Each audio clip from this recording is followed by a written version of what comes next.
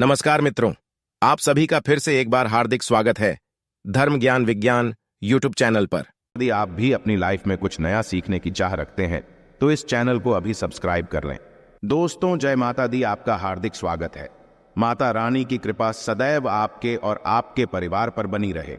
Comment box में लिखे जय माता दी। हमारे प्रिय दोस्तों, रक्षाबंधन की हार्दिक शुभकामनाएं। दोस्तों, रक्षाबंधन का त्योहार हर वर्ष श्रावण महीने की पूर्णिमा तिथि को मनाया जाता है। शास्त्रों में ऐसा वर्णन है कि रक्षाबंधन त्योहार भद्रा काल में भूल कर भी नहीं मनाना चाहिए।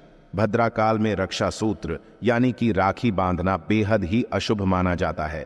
शास्त्रों में कहा गया है कि भद्रा का त्याग करके ही रक्षाबंधन का त्योहार मनाना चाहिए। इसके साथ ही पूर्णिमा तिथि भी 2 दिन पड़ रही है, जिसके कारण रक्षाबंधन का त्योहार किस दिन मनाया जाए, इस पर बहुत ज्यादा ही उलझन की स्थिति है। दोस्तों, इस बार लोगों का मानना है कि रक्षाबंधन 30 अगस्त को मनाना चाहिए और वही कुछ लोगों का मानना है कि 31 अगस्त को रक्षाबंधन का त्योहार मनाना शुभ रहेगा। तो ऐसे में आज हम आपको इस वीडियो में बताएंगे कि रक्षाबंधन का त्योहार किस दिन मनाया जाएगा और इसकी सही तारीख क्या है, 30 अगस्त या फिर 31 अगस्त। साथ ही आज हम आपको भद्रा काल का भी समय बताएंगे, क्योंकि इस बार रक्षाबंधन पर भद्रा काल का साया होगा।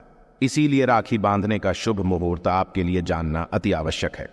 दोस्तों, वीडियो को अंत तक जरूर देखें और आगे बढ़ने से पहले हमारे चैनल को सब्सक्राइब करके बेल आइकॉन जरूर दबाइएगा। तो आइए शुरू करते हैं। दोस्तों, रक्षाबंधन का त्योहार भाई बहन के अटूट प्यार का प्रतीक है।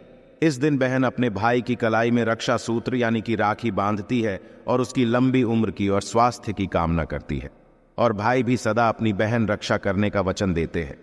दोस्तों, आपको बता दें कि शास्त्रों में भद्रा काल में राखी का त्योहार मनाना अशुभ बताया गया है। इसीलिए भूलकर भी भद्रा काल में आप अपने भाई को राखी कभी ना बांधें। इसके पीछे एक पौराणिक कथा भी है। ऐसा कहा जाता है कि लंकापति रावण ने अपनी बहन से भद्रा काल में ही राखी बंधवाई थी और 1 वर्ष के अंदर ही उनका विनाश होता। इसके अलावा भद्रा, जो कि शनि देव की बहन है, और उन्हें ब्रह्मा जी ने श्राप दिया है कि जो भी भद्रा के समय शुभ या फिर मांगलिक कार्य करेगा उसका परिणाम सदर ही अशुभ होगा। इसीलिए आप गलती से भी भद्रा के समय रक्षाबंधन का त्योहार न मनाएं। दोस्तों, रक्षाबंधन के दिन बहनें अपने भाई की कलाइयों पर राखी बांधती है और उनकी लंबी उम्र की कामना करते हैं। इसीलिए इस दिन भाई बहन दोनों को स्नान आदि करके और हो सके तो नए वस्त्र पहने, लेकिन याद रहे शुभ अवसर पर काले कपड़े ना पहने।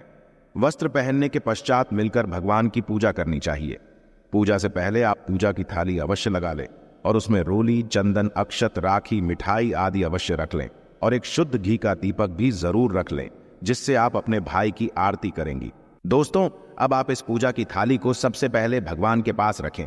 इसके पश्चात आप अपने भाई को पूर्व या फिर उत्तर की ओर मुख करके बैठाएं और बहन का मुख पश्चिम की ओर होना चाहिए। रक्षाबंधन पर सबसे पहले घर के मंदिर में पूजा पाठ हो जाने के पश्चात भगवान गणेश को राखी अवश्य बांधे और फिर अंत में भाई की कलाई के लिए थाली सजाए। फिर भाई को सबसे पहले तिलक करें, उन्हें रोली, चंदन और अक्षत लगाए, उनके ऊपर थोड़े से फूल छिड़के और अंत में भाई की आरती उतारे। अब आप अपने भाई की दाएं हाथ की कलाई में राखी बांधे और इसके पश्चात भाई का मुंह मीठा कराकर भाई के लिए मंगल कामना करें। दोस्तों, राखी बांधने के पश्चात भाई भी अपनी बहनों को रक्षा का वचन दे और बहनों को उपहार वगैरह अवश्य भेंट करें।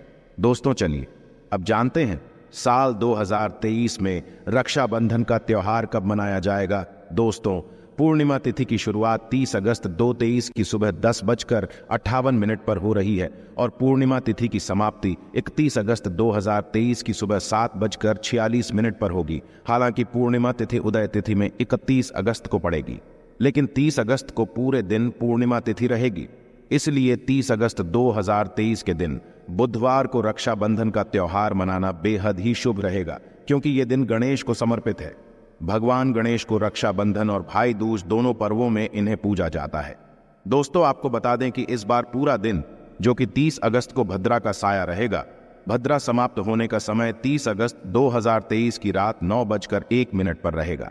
भद्रा समाप्त होने के पश्चात ही राखी बांधना अत्यंत शुभ और मंगलकारी रहेगा। भद्रा की शुरुआत 30 अगस्त 2023 की सुबह 10:52 पर हो रही है और भद्रा की समाप्ति 30 अगस्त 2023 की रात को 9:01 पर होगी। यानी कि देखा जाए तो बुधवार को ही भद्रा का साया समाप्त हो जाएगा। दोस्तों, इसीलिए इस बार पूरा दिन भद्रा होने के कारण राखी बांधने का शुभ मुहूर्त रात में प्रदोष काल में ही रहेगा। दोस्तों, बात करें राखी बांधने के शुभ मुहूर्त की, तो राखी बांधने का शुभ मुहूर्त है 30 अगस्त 2023 की रात 9:00 से लेकर रात 9:25 तक रहेगा। इस मुहूर्त की कुल अवधि 24 मिनट की रहेगी।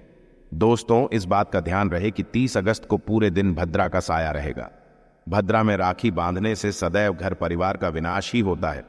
इसीलिए भाई को इस समय कभी राखी ना बांधे, पूरा घर परिवार कंगाल हो सकता है।